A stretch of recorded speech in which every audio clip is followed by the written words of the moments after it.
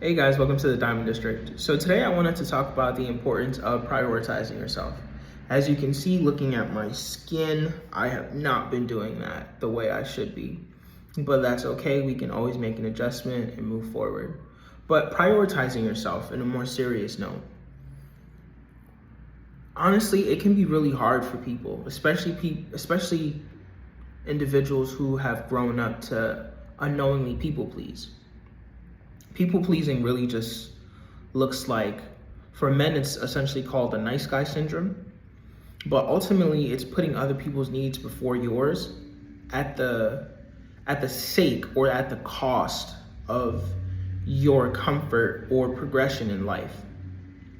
That's really the more detrimental aspect, because I think being selfless is also very important, because at the end of the day, in order for you to make the greatest contribution to the planet Earth, you're essentially making something that only you can do, that you can share to the world, that would benefit the world, which in a sense is a selfless act. However, in order for you to actually get to that point, you would have to become selfish with your time, with your energy, with your priorities, in order for you to be better. See, prioritizing yourself is also the process of deprioritizing other people's needs before your own. You know, if you have children, that's a really tough thing to do, because nothing is more important than your kids.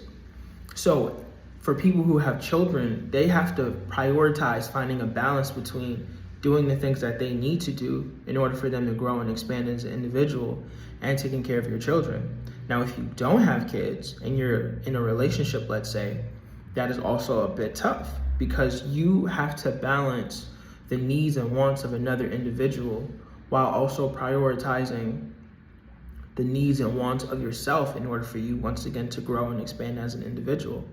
And when it comes to doing something like that, I've noticed that if you don't do that, your relationship will suffer.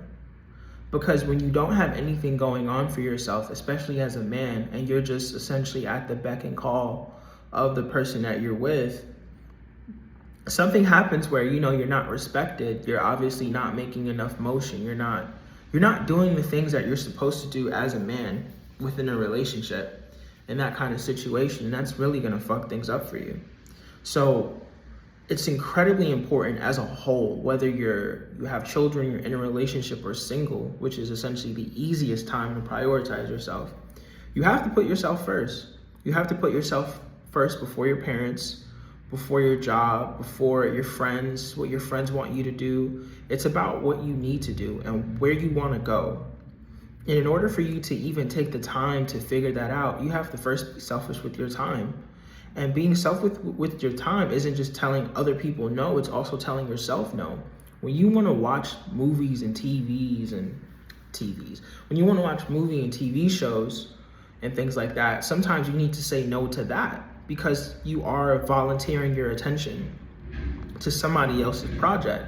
Sometimes you need to say no and prioritize what's going on in your mind and journal.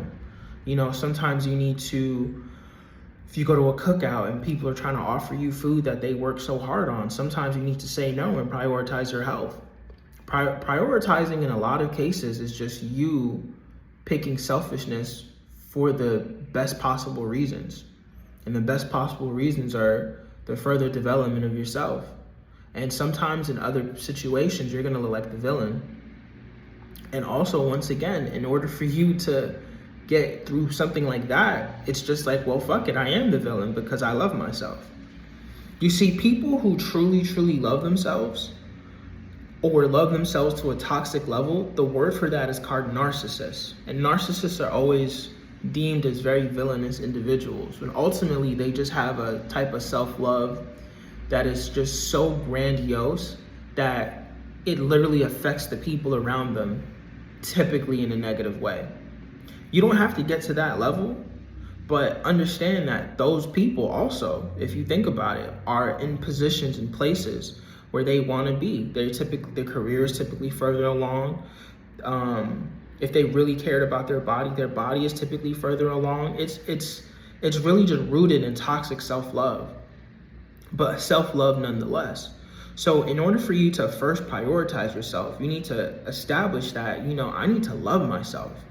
And you need to understand that loving yourself may look different for other people, but you need to first know, what do you really need? Do you need time for yourself?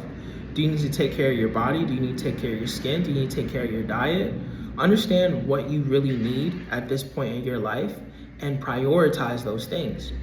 And once you establish, like, okay, these are the things that I need to do for myself, then from that point, you essentially start to become very selfish. Anything that gets in the way of that, dub it.